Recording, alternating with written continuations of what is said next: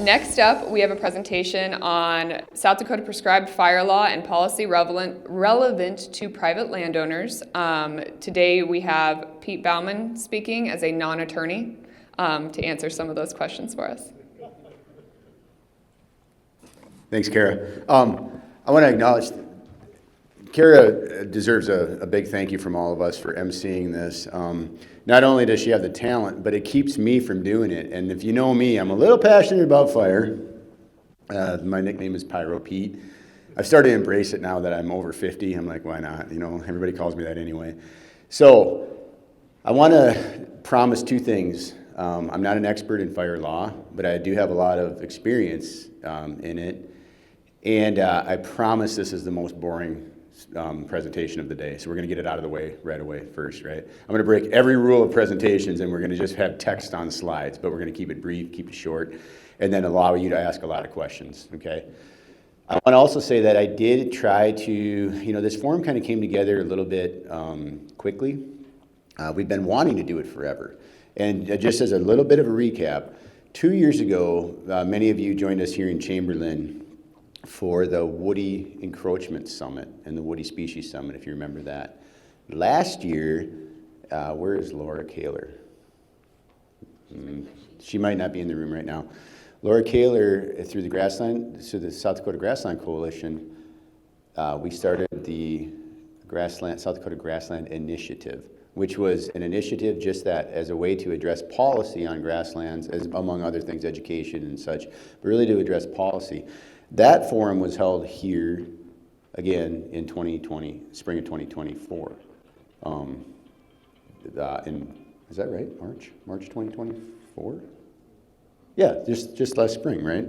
And then this is kind of the third leg of that forum stool that we've been wanting to do, and we just, we had some reason to want to try to do this ahead of the legislative session so that legislators could be here if they chose to learn a little bit more themselves about. So with that, could I see a show of hands of anyone that is in an elected position in South Dakota? Do we have anybody with us? Excellent. This is for you too, to help learn more about the background of prescribed fire and how to help producers maybe make whatever case we may need to make in the future on policy or maybe state law. Okay, so what is state law here in South Dakota? This presentation, you'll see the background. I left it this. This is actually a 13-year-old presentation that was developed by a friend of mine in the state fire marshal's office. The cool thing is state fire law in South Dakota is really open to fire and it doesn't change. And so our codified law on how we actually can utilize broadcast burning in this state is fire friendly, and it's really pretty stagnant, honestly. So I left and these the background will make more sense later in the day. So we do not need to be afraid of Smokey the Bear in South Dakota. He's not coming for our torches, especially on private land. Now, those of us that work for agencies, we have to march to a different drum sometimes, but on private land, just the one takeaway that you should have from this presentation is you do have the right to burn. However, you also have a responsibility to your neighbors and yourself and how you approach that right to burn. That's the takeaway, and we'll talk about that. So all the way back to 1889 in our territorial legislature, they addressed burning of fields and sloughs and trying to protect the landscape. I mean, obviously we all know we're in a grassland state, so this isn't really too hard to wrap your head around. Today, laws pertaining to fire fall under the jurisdiction of several different municipalities or legalities, all the way from townships all the way up to the state fire marshal's office. I'm not going to read these things verbatim, but you can see that there's a lot of interest in fire policy at various different governmental levels. But the state law does provide broad power, first to restrict it, okay? So the state does have the authority in many ways to restrict our ability to use fire, especially when we get into things like municipalities and within certain governmental jurisdictions.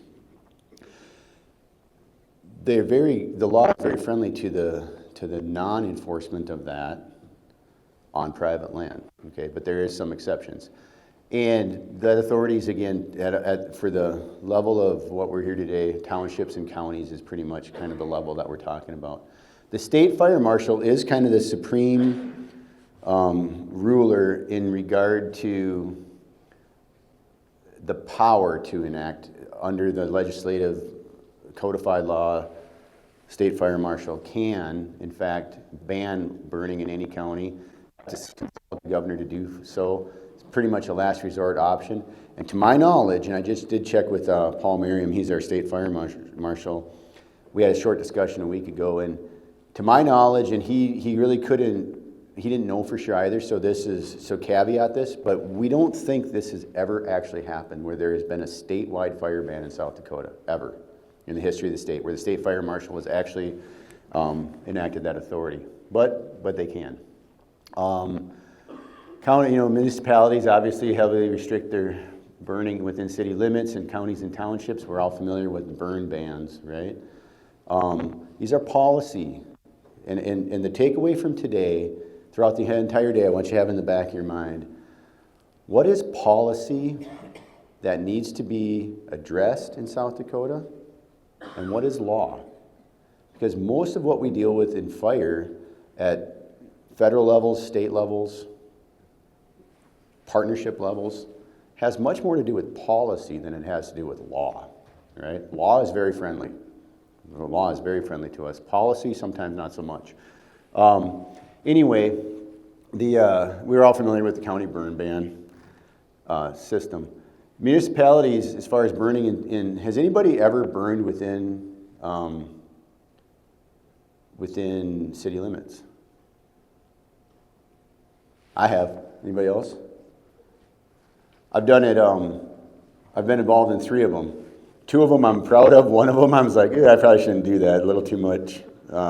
Pfeiffer's or Schmidt or whatever I was drinking that day. So the first one, I burned off my dog kennel in town in northern Watertown, thinking, oh, this will be quick. I was just going to burn the grass out of the, I'm a fire professional, I know what I'm doing. I smoked the whole neighborhood. But by the time the fire department knew about it, it was done. So I was like, I don't know who did that, right? Because we were fenced out around. I don't recommend doing that, right? You don't do broadcast burning in town without calling. That was just a mistake. But the second one, we actually did a broadcast burn with the Isaac Walton League in the city limits of Watertown. If you're familiar with Watertown at all and where the Lake Kempesca is west of the city, there's some open land in there, and there's a prairie in there that Owen McElroy with Game Fish and Parks and Joe Blastic with Nature Conservancy, I think Josh Lavers with Audubon was involved, Cody Gruing, and a few of others. They came to us and they wanted us to burn that within city limits.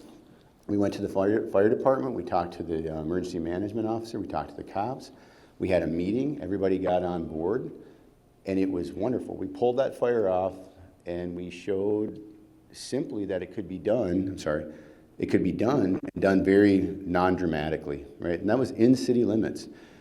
This past year, Watertown actually came back to me and wanted some advice on burning off the golf course in city limits, and they did it. So these are not unheard of. They're fairly rare, but they're not unheard of.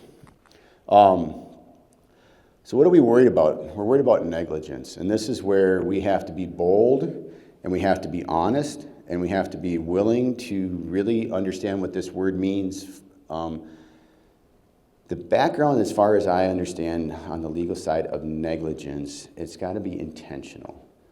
It's got to be either intentional or intentionally ignoring very clear indicators of wrong, okay? So in this case, allowing a fire to spread without a plan, that's pretty much undefensible. Failure to extinguish that fire or try, pretty indefensible. Or if you interfere with someone else trying to put out an unplanned fire. I think these are not hard things to understand, that we could be looking at negligence. So when that law, codified law 35.9 goes deeper into this, they really try to, I think, paint a nice picture of what this means. If you leave something unquenched and you don't take full precautions for the fire from spreading, you let it go beyond your control, you endanger someone else's property, you interfere, on and on and on. That's negligence. That can get you in trouble.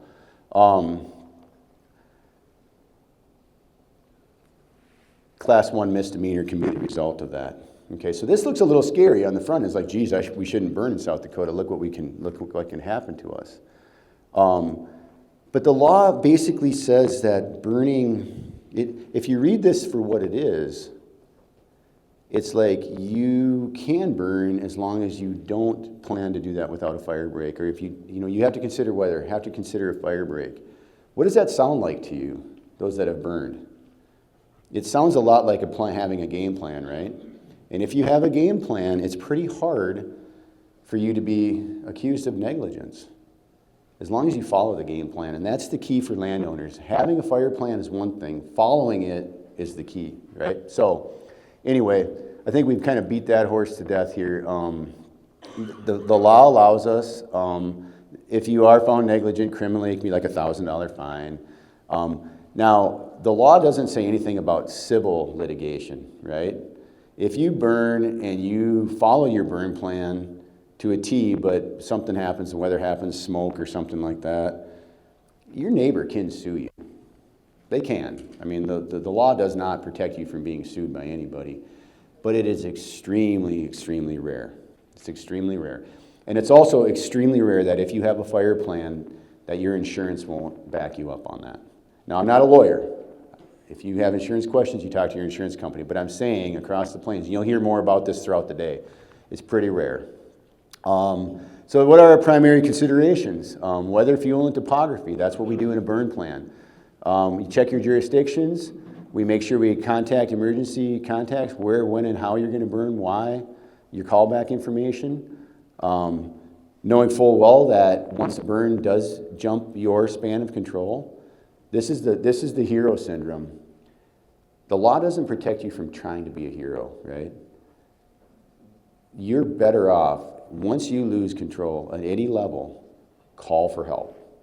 It shows intentionality of your awareness of knowing what your limits are and what your plan was, and it's in your plan that you're going to call for help, so do that. And the consequences of that are much less than not calling for help, okay? That's my advice on the law. And make sure you're cold out before you leave. A burn plan is essential. The law says nothing about a written burn plan. However, it does say exactly what you need to consider ahead of burning, and that is what is in a prescribed burn plan. So use a burn plan and follow that prescription. And if I've said anything here inaccurately, again, my disclaimer is I only interpret these things. I'm not the sole source expert. So with that, I'm done. And I think we go into our Q&A on law, right?